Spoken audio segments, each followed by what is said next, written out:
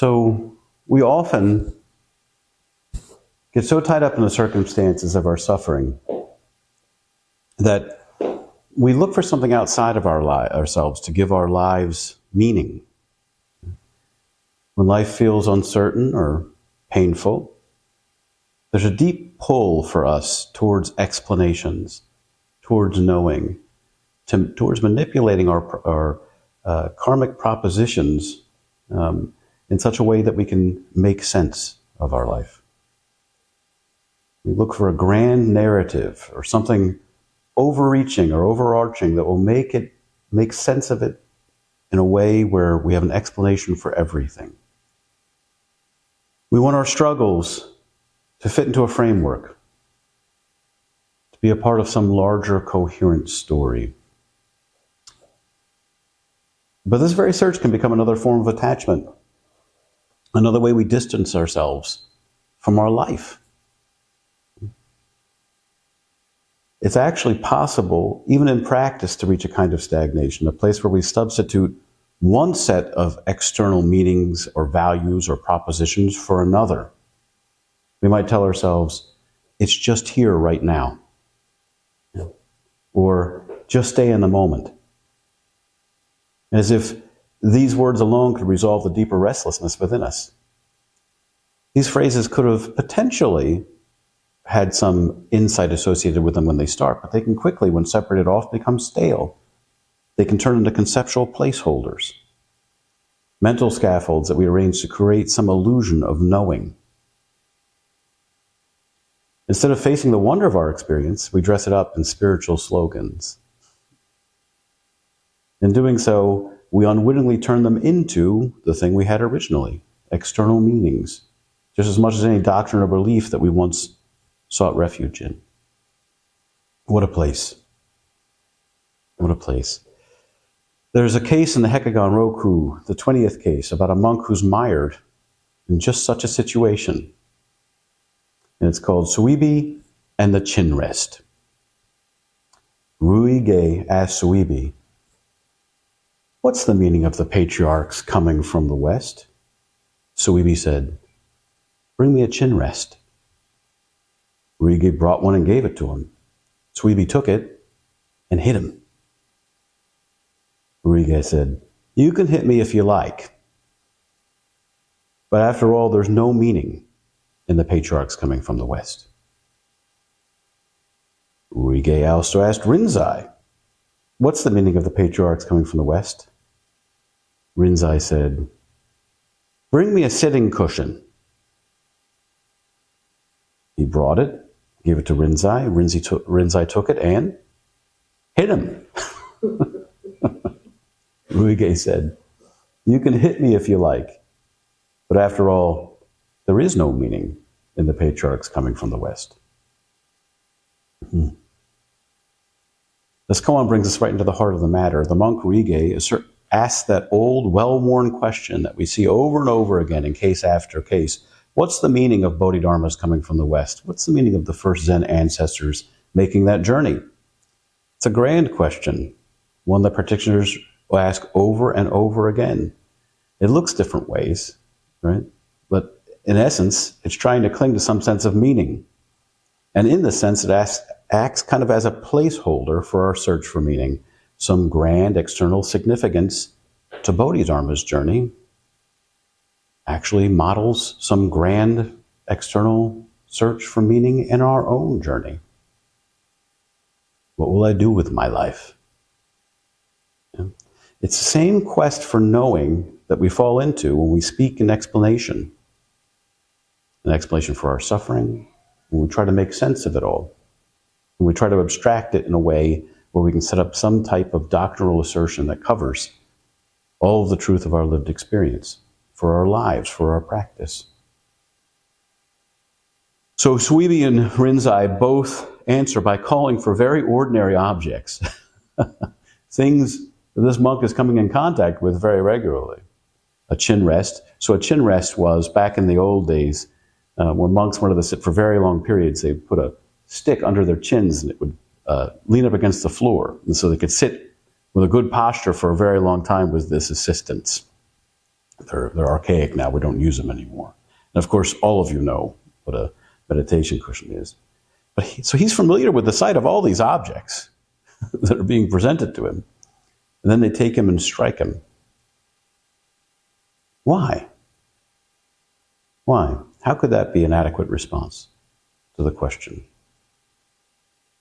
When we grasp at meaning, looking for an answer that will satisfy the intellect, something that will put our mind at ease, we become myopic. Right?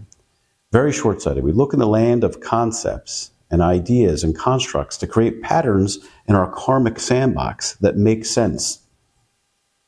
It's possible for us to get to a place where we realize that we can order things in so many ways in this place that nothing takes primacy over another. Ryūge acknowledges the futility of his question in his reply and saying, after all, there is no meaning of this ancestors coming from the West. But this is an outcome, is this rather an outcome born of awakening, or is it just another way of knowing that falls short? We see ourselves sometimes in this, don't we? We continue to look for something to hold on to. We trade in one framework for another, one idea for another, one belief for another. But this isn't liberation. It's just rearranging the furniture in the prison cell. Suibi and Rinzai, with their blows, point to something that's beyond explanation, beyond conceptual understanding. They remind us that Zen doesn't offer meaning, at least a meaning in the place that we would expect to look. Instead, it points us back over and over and over again to our lived experience. When we can open to this, we can indeed find meaning. It operates differently than we think. It won't be figures on some cosmic blackboard. Yeah?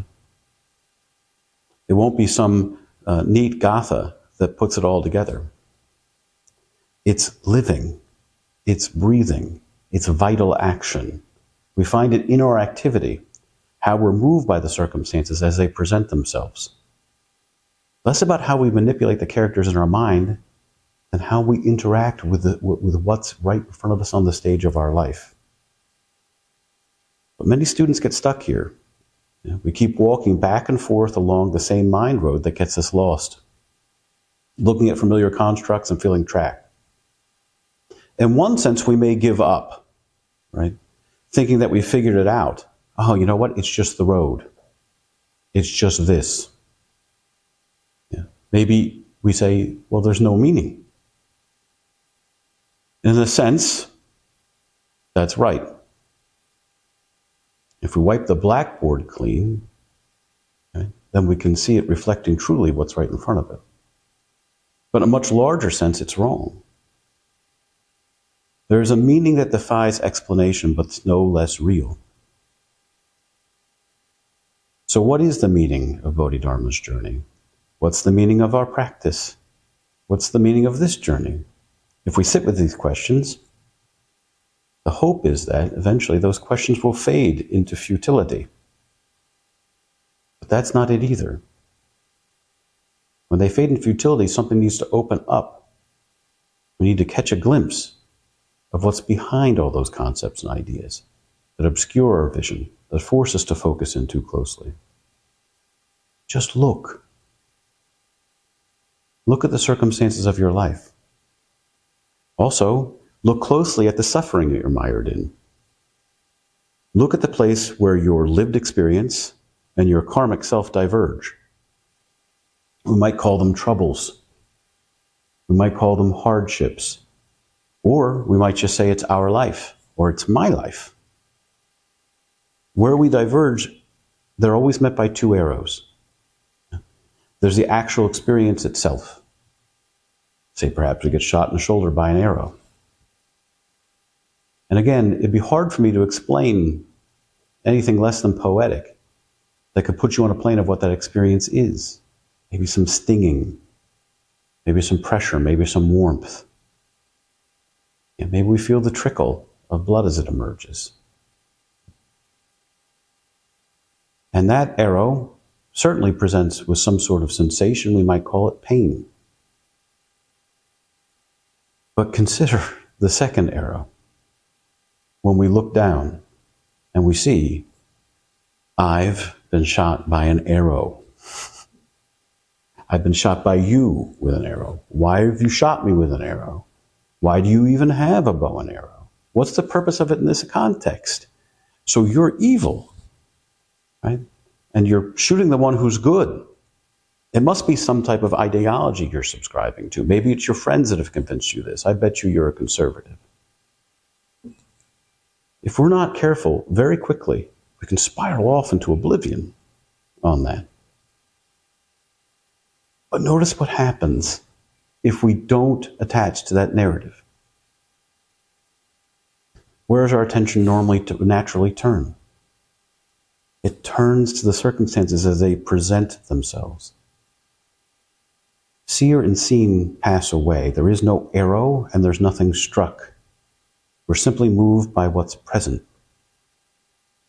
And then we know exactly what to do. We address the wound. It's not I addressing my wound. There's no wound. There's no I to address it, right? And ultimately nothing to address because there's no conceptual handle.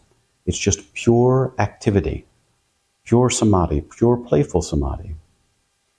When we can truly shift our gaze on the circumstances as they present themselves, right?